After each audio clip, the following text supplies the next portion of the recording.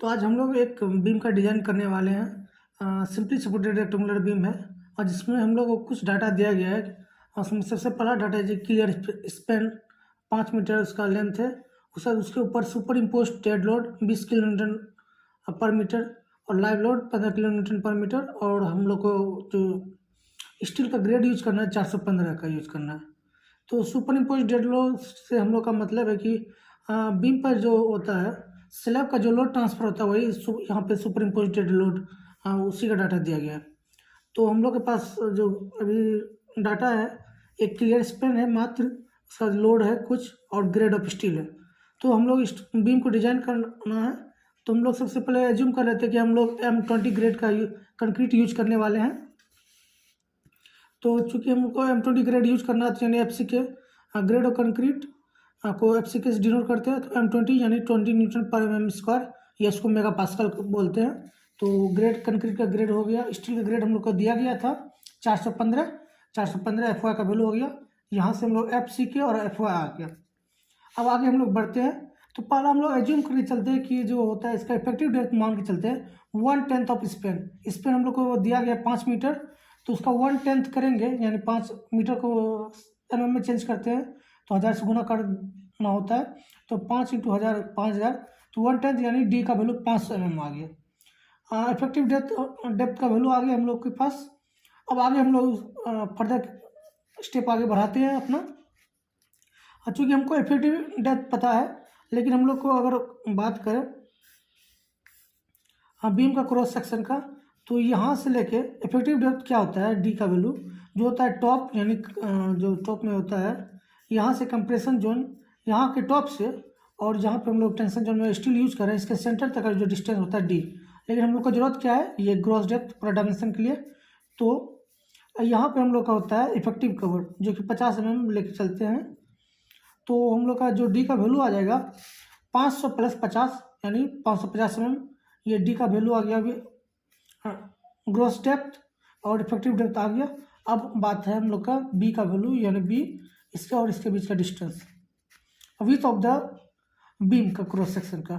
तो इसका हम लोग एज्यूम करके चलते हैं 1, इसका जो रेंज लेके चलते हैं 1/2 और 2/3 ऑफ टोटल डेप्थ यानी। तो इसका जो रेंज आ जाएगा 1/2 ऑफ 550 टू 2/3 ऑफ 550 यानी 275 से लेकर 366 का रेंज आ गया। तो एज्यूम मान के चलते हैं इसके बीच में कोई वैल्यू ले लेते हैं 300 mm का एक वैल्यू ले लिए। तो हम लोग के पास अभी इफेक्टिव डेप्थ आ चुका है, ग्रॉस डेप्थ डी का वैल्यू है और हम लोग के पास इसका बी का वैल्यू यानी विथ ऑफ द बीम का वैल्यू हमको आ गया क्रॉस सेक्शन का। तो आगे हम लोग इसको बढ़ाते हैं। तो अभी हम लोग बात इसका डायमेंशन के ऊपर बात कर रहे थे। तो हम लोग के पास कैलकुलेट करने के बाद इसका वैल्यू हम लोग आ चुका है 300। डी का वैल्यू यानी सेंटर तक का हमको डी का वैल्यू पता है 500 और ग्रॉस डेप्थ का वैल्यू आ गया 550 mm। तो इतना डायमेंशन आ चुका है। अब हम लोग बात करते हैं इसका इफेक्टिव स्पेन। इफेक्टिव स्पेन में क्या होता है, अगर ये मान के चलिए सपोर्ट है और ये बीम है तो इफेक्टिव स्पेन होता है कि इसका सपोर्ट का हाफ और इसका हाफ लेके मतलब कि क्लियर स्पेन में कुछ एडिशन करेंगे कुछ वैल्यू सपोर्ट का हाफ, या फिर दो कंडीशन होता है। एक तो clear Spain plus support W1/2 plus W2/2 और दूसरा फॉर्मूला होता है clear Spain plus effective depth. तो हम लोग बात कैलकुलेट करते हैं। तो इफेक्टिव स्पेन के लिए पहला तो कंडीशन बताया जो कि मान के चले एज्यूम कर लेते सपोर्ट मेरा जो सपोर्ट का जो विथ है 300 mm है। तो इसका हाफ यानी 300/2 और इसको मीटर में चेंज करने के लिए 1000 से भाग दे देंगे। तो यहाँ से एक वैल्यू आएगा मेरा 5.3 मीटर और दूसरा जो हम लोग का फॉर्मूला है clear Spain plus effective depth. Effective depth हम लोग का 500 mm आया यानी उसको मीटर में चेंज करें तो 0.5 मीटर। तो दूसरा वैल्यू आया 5.5 मीटर। अब इस दोनों में से जो मिनिमम वैल्यू आएगा उसको हम लोग कंसिडर करेंगे। तो मिनिमम है हम लोग का 5.3 मीटर। तो यहाँ से हम लोग का इफेक्टिव लेंथ आ गया बीम का 5.3 मीटर। अब बात करते हैं हम लोग के पास लोड कैलकुलेशन के ऊपर आते बात। तो लोड कैलकुलेशन के लिए तो सेल्फ वेट पहले निकालते हैं बीम का।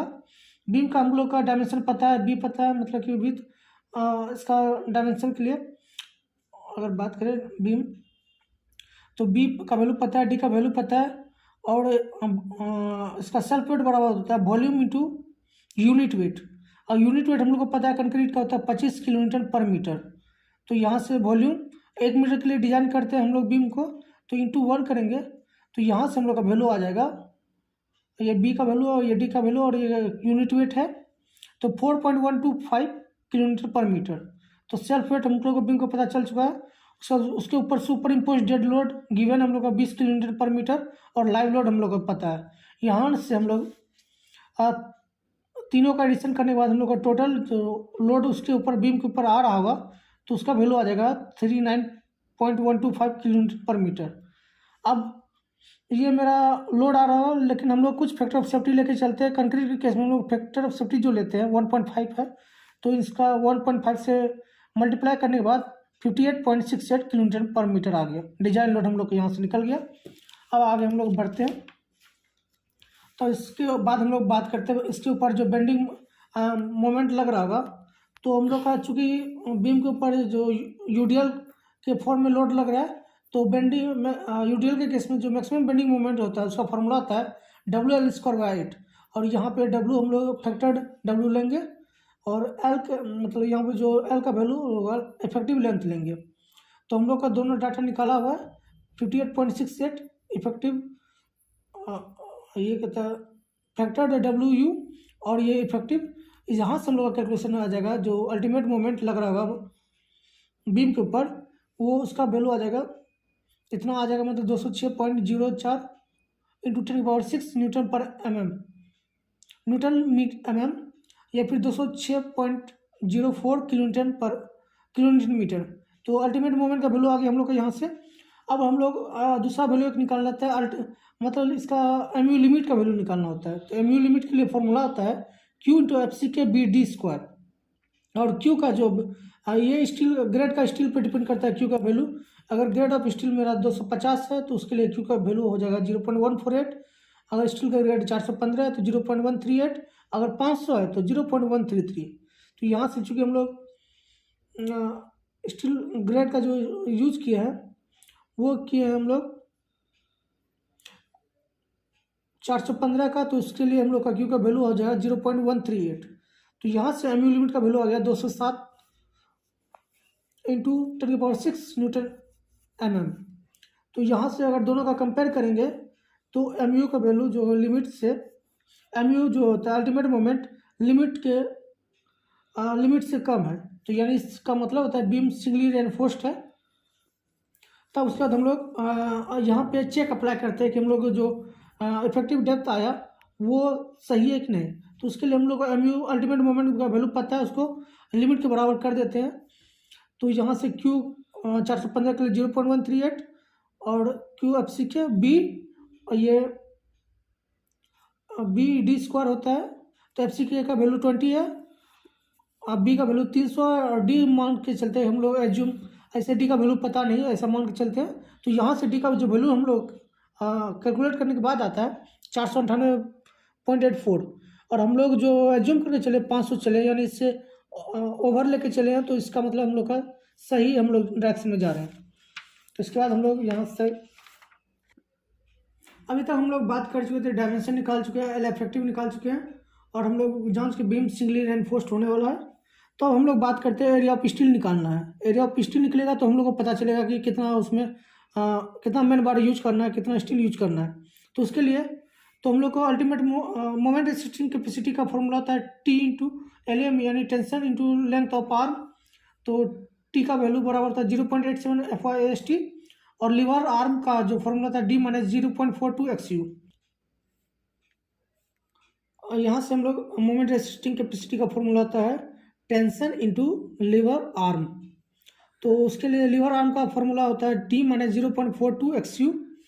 तो हम लोग को यहाँ पर से क्या करेंगे, हम लोग को XU पता नहीं है, तो XU का हम लोग यहाँ से वैल्यू, इसका जो फॉर्मूला होता है C बराबर T, इसके हेल्प से हम लोग XU का वैल्यू निकाल लेंगे। XU का वैल्यू 0.87 FYST बाय 0.36 FC के B। तो यहाँ इसको इस वैल्यू को यहाँ से XU का वैल्यू हम लोग को पता चल चुका है, और इसको यहाँ पुट करेंगे तो ये आ जाएगा, कुछ इस तरह हो जाएगा। और यहाँ पर से जितना भी यहाँ न्यूमेरिकल है डाटा, इसको सॉल्व करने के बाद सिंप्लीफाई करने 1.015 आएगा। तो यहाँ से हम लोग डी को बाहर निकाल लेंगे, तो 0.87 FYSTD, और तो ये फार्मूला बन के आ जाएगा मेरा MU का। तो इस फार्मूला के हेल्प से यहाँ हम लोग को सारा वैल्यू पता है, AST का सिर्फ नहीं पता वैल्यू, तो यहाँ से AST हम लोग का निकल आएगा। तो यहाँ से जैसे हम लोग सारा वैल्यू यहाँ पर रखेंगे, तो हम लोग का जो सिंप्लीफाई करने के बाद क्वाड्रेटिक इक्वेशन मिलेगा, और इस क्वाड्रेटिक इक्वेशन को आप साइंटिफिक कैलसी पे डायरेक्ट सॉल्व कर सकते हैं। तो यहाँ से हम लोग का दो वैल्यू आएगा, तो जिसमें से हम लोग का जो छोटा वैल्यू आएगा उसको x2 को कंसीडर करेंगे। यहाँ से एरिया ऑफ स्टील आ गया हम लोग का 1420 mm²। अभी हम लोग पता चल चुका कि एरिया ऑफ स्टील कितना 1420 है। तो हम लोग अब निकालेंगे हमको कितना मेन बार चाहिए ज़रूरत। तो उसके लिए चूँकि हम लोग एक स्टील का एरिया कितना होता है, तो उससे हम लोग π/4 इंटू मान के चलते हम लोग जो होता है बीम में हम लोग 60+ डाया का यूज़ करते हैं। तो 60+ डाया यानी 20 mm डाया का हम लोग स्टील यूज कर रहे हैं बीम में। तो यहाँ से हम लोग का एक स्टील का जो एरिया होता है वो π/4 इंटू 20 का स्क्वायर यानी π/4d²। तो इससे हम लोग का एक स्टील का एरिया पता चल चुका है। हमको कितना स्टील का ज़रूरत पड़ेगा, तो जो ओवरऑल एरिया हम लोग का AST का वैल्यू आया उसमें एक से डिवाइड कर देंगे, तो हम लोग को पता चलेगा 4.51। तो कंसीडर हम लोग चलेंगे 5, यानी हम लोग को 5 bar of 20 mm dia tension zone में हम लोग को प्रोवाइड करना है। दूसरा एक कैलकुलेशन होता है, अगर आपको मिनिमम एरिया ऑफ स्टील और मैक्सिमम एरिया ऑफ स्टील का फॉर्मूला होता है कुछ इस तरह होता है। तो इस दोनों के रेंज के बीच में हम लोग का जो अभी 1420 आया था डाटा, इस दोनों इसके रेंज के बीच में है। तो हम लोग यहाँ से ऐसे चेक कर सकते हैं। अब हम लोग का एरिया ऑफ स्टील पता चल चुका है। अब बात करने हैं कि शियर रेनफोर्समेंट डिजाइन करना पड़ेगा कि नहीं पड़ेगा, उसके लिए हम लोग बात करने वाले। तो उसके लिए सबसे पहले नॉमिनल शियर हम लोग वैल्यू निकालना होगा, तो वो होता है VU/BD। यहाँ से VU हम लोग का शियर फोर्स है, तो हम लोग का शियर फोर्स बराबर निकालना पड़ेगा। शियर फोर्स कितना आ रहा है इस पर बीम पर, तो उसके लिए WL/2 फॉर्मूला होता है। और यहाँ पे जो L लेंगे क्लियर स्पेन का लेंथ लेंगे, और फैक्टर WU, तो फैक्टर WU का वैल्यू हमको पता है, और क्लियर स्पेन हम लोग को पता है कि 5 मीटर दिया गया है। तो यहाँ से हम लोग का शेयर फोर्स का वैल्यू आ गया, इतना शेयर फोर्स का वैल्यू आ गया 146.7 kN। अब उसके बाद हम लोग बात निकाल लेंगे टॉप भी, यानी नॉमिनल शेयर निकालेंगे। तो टॉप भी बराबर, यहाँ से हम लोग का टॉप भी बराबर VU/BD फॉर्मूला लिखे थे, तो यहाँ से हम लोग VU कैलकुलेट कर लिए। अब टॉप भी बात करने वाले नॉमिनल शेयर का, तो नीचे में BD से डिवाइड कर देंगे, तो हम लोग का टॉप भी का वैल्यू आएगा 0.978 Nm/mm²। तो टॉप भी का वैल्यू आ गया। उसके बाद फिर हम लोग बात करेंगे टॉसी मैक्स के ऊपर। अब यहाँ से हम लोग टॉसी मैक्स का वैल्यू निकालेंगे। टॉसी मैक्स का जो वैल्यू है उसके लिए हम लोग को टेबल नंबर 20 IS 456 कोड से हम लोग को देखना पड़ेगा। वहाँ पे M20 का ग्रेड का अगर यूज करें कंक्रीट, उसके लिए टॉसी मैक्स का वैल्यू है 2.8 Nm/mm²। तो टॉसी मैक्स का अब यहाँ से हम लोग दोनों में कंपेयर करेंगे, तो यहाँ से हम लोग पता चलेगा टॉसी मैक्स से कम है। अगर टॉसी मैक्स से एक्सीड कर जाता तो हम लोग को फिर से डिजाइन करना पड़ता, क्योंकि नॉमिनल शेयर अभी हम लोग का मैक्सिमम जो टॉसी है टॉसी मैक्स है उससे कम है। अब यहाँ पर से हम लोग को टॉसी का वैल्यू निकालना है। तो टॉसी का वैल्यू निकालने के लिए यानी permissible shear stress of concrete का वैल्यू निकालना है। उसके लिए हम लोग को दो चीज़ का जरूरत पड़ेगा, परसेंटेज ऑफ स्टील। तो सबसे पहले परसेंटेज ऑफ स्टील AST/BD × 100 से कैलकुलेट कर लेना है। उसके बाद फिर हम लोग को परसेंटेज ऑफ स्टील और जो कंक्रीट का ग्रेड है टेबल नंबर 19 अगर IS 456 में देखिएगा, वहाँ पे कुछ इस तरह का डाटा हुआ था। एक साइड में परसेंटेज ऑफ स्टील और इस साइड में कंक्रीट का ग्रेड दिया रहता है और उसके नीचे वैल्यू रहता है। तो वहाँ पे अगर वहाँ पे परसेंटेज स्टील 1.047 का अगर देखेंगे तो वो डाटा नहीं रहेगा। तो उसके दो गो रेंज में डाटा रहेगा। 1 का हम लोग का वहाँ पे परसेंटेज स्टील अगर 1 है तो उसका डाटा दिया गया, और 1.25 है तो उसका डाटा दिया गया। तो इसका अगर निकालना तो इसके लिए हम लोग मेथड ऑफ इंटरपोलेशन यूज करके हम लोग को इसका वैल्यू निकालना पड़ेगा। तो मेथड ऑफ इंटरपोलेशन के लिए 1 के लिए हम लोग को पता है और 1.25 के लिए टॉसी का वैल्यू पता है। तो इस तरह से यहाँ से इस तरह फिगर बना के मतलब फिगर बनाएंगे तो टॉसी बराबर हो जाएगा। जो यहाँ पे सबसे कम वाला है उसको पहले लिख लीजिए। उसके बाद नेट ऊपर वाला 0.67 माइनस 0. इसका नेट और इस दोनों का नेट अपन डिवाइड कर देना है इसका नेट से, इसको और इसको, बाकी जो बचा इनटू कर देना है इस दोनों को। मतलब ये एक तरीका याद रख सकते हैं। यहाँ से हम लोग का टॉस से अगर कैलकुलेट करेंगे तो वो 0.628। अब यहाँ के बाद हम लोग, चूँकि हम लोग का तीनों वैल्यू एक जगह लिख लेते हैं, तो यहाँ से हम लोग को पता चल रहा है कि टॉसी से ज़्यादा, मतलब कि जो potential shear stress of concrete है वो कम है नॉमिनल शियर से, यानी नॉमिनल शियर से कम है, तो यानी कंक्रीट उतना रेसिस्ट नहीं कर पाएगा। तो इसलिए हम लोग यहाँ पे शियर रेनफोर्समेंट प्रोवाइड करने का जरूरत पड़ेगा। तो हम लोग को कितना शियर रेनफोर्समेंट प्रोवाइड करना होगा, जितना कंक्रीट जितना पोटेंशियल स्ट्रेस ऑफ कंक्रीट है उतना तो रख लेगा, बाकी हम लोग को एडिशनल कितना चाहिए शियर फोर्स, तो टॉ भी माइनस टॉ सी करके यहाँ से हम लोग का shear stress, design shear stress का वैल्यू आ गया 0.342। अब यहाँ से हम लोग को, तो यहाँ से हम लोग को net shear force for which steel is going to be design का जो फॉर्मूला था बी यू एस का, तो वो होता है 0.87 F Y S P D by S P. यहाँ से जो होता है एस बी का, मतलब कि शियर फोर्स मिनिमम डिस्टेंस जो स्टीरअप का है वो उसका फॉर्मूला निकालने के लिए यहाँ से एस बी का वैल्यू आ जाएगा हम लोग को। तो उसको एस बी निकालने के लिए सबसे पहले तो यहाँ पर से दो अननोन है, बाकी सारा चीज़ तो नोन है, वो है डी 0.87, यहाँ से ए एस बी और एस बी हमको पता करना। तो एस बी तो एरिया पर स्टीरअप यूज होता है उसका फॉर्मूला होता है। यहाँ पे हम लोग को जो मान के चलते हैं वर्टिकल स्टेप यूज करने वाले, टू लेग यूज करने वाले एज्यूम करके चलते हैं, और स्टीरअप 8 mm जिसका डाया वो यूज करने वाला है। तो यहाँ से एस बी का वैल्यू आ जाएगा। यहाँ से इसका जो फॉर्मूला होता है number of leg into pi 4 into D square. तो चूँकि 2 लेग यूज करने वाले हैं तो 2 इंटू इतना करने के बाद एस पी का वैल्यू आ गया 100.53। तो यहाँ के बाद हम लोग को चूँकि एस बी का वैल्यू आ गया हम लोग को यहाँ पर से, तो एस बी का वैल्यू रख देंगे।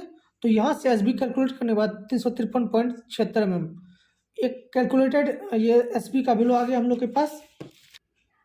यहाँ पे जो मिनिमम डिस्टेंस है उसके लिए 4 कंडीशन हम लोग देखना पड़ता है। पहला 0.75 डी, तो यहाँ से कैलकुलेट करने के बाद 375 mm आ रहा है। दूसरा 300, तीसरा जो कैलकुलेट किए हैं 353.76, और चौथा मिनिमम स्पेसिंग, इसका फॉर्मूला था 0.87 F Y S P upon में 0.4 बी। तो यहाँ से अगर मिनिमम स्पेसिंग कैलकुलेट करेंगे 302.469 आया। अब यहाँ पर से जो चारों कंडीशन है जो मिनिमम होगा उसको कंसिडर करना है। तो मिनिमम हम लोग का आ रहा है 300, तो हम लोग को यहाँ पर पता चल चुका है कि 300 mm जो vertical stirrup throughout the beam हम लोग को रखना पड़ेगा सेंटर टू सेंटर डिस्टेंस। अब बात करें डेवलपमेंट लेंथ के बारे में, तो इसके लिए फॉर्मूला होता है 0.87 एफ वाई फाइव रिप्रेजेंट करता है डाया इंटू बाय 4 टॉ बी डी। तो ग्रेड हम लोग का जो यूज करने वाले हैं डेवलपमेंट लेंथ के लिए, मतलब 415 का यूज किया तो 415 इंटू जो 20 mm डाया उसका है। और यहाँ पे हम लोग चूँकि 415 स्टील जो यूज कर रहे हैं ये इसको डिफॉर्म बार होता है, तो इसमें होता है वहाँ पे जो टेबल है वो 1.6 टाइम्स मोर यानी 60% ज़्यादा इसमें टॉ बी डी का वैल्यू आता है। तो अगर तो इंटू हो जाए 60% ज़्यादा यानी 1.6 से मल्टीप्लाई करना पड़ेगा। तो यहाँ से इसको कैलकुलेट करने के बाद 940.23 LD का यानी डेवलपमेंट लेंथ का वैल्यू आ गया। अब चूँकि हम लोग को एक डिफ्लेक्शन के बारे में चेक कर लेते हैं डिफ्लेक्शन, तो इसके लिए हम लोग को L effective length upon L by D का रेशियो निकालना पड़ता है। एल बाई डी का रेशियो निकालते हैं तो 10.6 आ रहा है। अब इसके लिए हम लोग का जो मिनिमम जो मतलब कि इसके लिए हम लोग का क्राइटेरिया है जो है, अगर सिंपली सपोर्टेड बीम है तो उसका 20 मैक्सिमम हो सकता है, अगर कैंटिलीवर है तो 7 जाएगा उसका रेशियो, अगर कंटिन्यूस है तो 30। चूँकि हम लोग सिंपली सपोर्टेड बीम का डिज़ाइन कर रहे थे तो यहाँ 10.6 आया। चूँकि हम लोग के पास 20 तक रेंज है, 20 तक हम लोग यूज कर सकते हैं परमिसिबल डिफ्लेक्शन, तो हैंस डिफ्लेक्शन इज ओके। तो इस तरह हम लोग एक बीम डिज़ाइन कर चुके हैं।